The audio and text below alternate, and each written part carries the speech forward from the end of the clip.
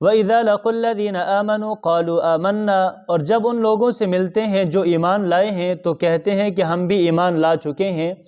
وَإِذَا خَلَوْا إِلَىٰ شَيَاطِينِهِمْ، اور جب وہ اپنے شیطانوں کے پاس خلوت میں جاتے ہیں، قَالُوا إِنَّا مَعَكُمْ، تو کہتے ہیں کہ ہم بے شک تمہارے ساتھ ہیں۔ إِنَّمَا نَحْنُ مُسْتَهْزِئُونَ، ہم تو صرف ان کے ساتھ مذاق کر رہے تھے۔ اس آیت مبارکہ کے اندر اللہ رب العزت نے منافقین کا چوتھا مرض بیان فرمایا۔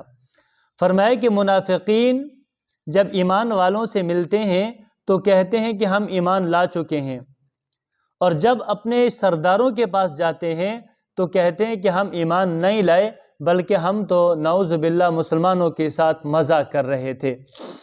اس آیت مبارکہ کے اندر اس سے پیغام ہے، ایک پیغام ہے پوری امت مسلمہ کے لیے۔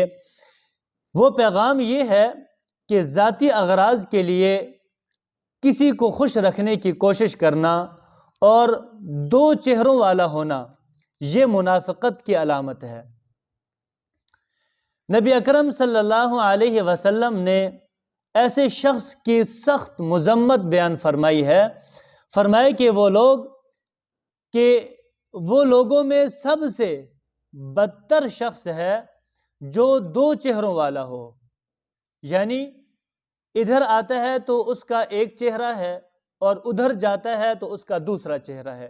یہ دو چہروں والا، اور جو دو چہروں والا ہو اور وہ منافق ہے، یعنی دو چہروں والا ہونا یہ منافقت کی علامت ہے۔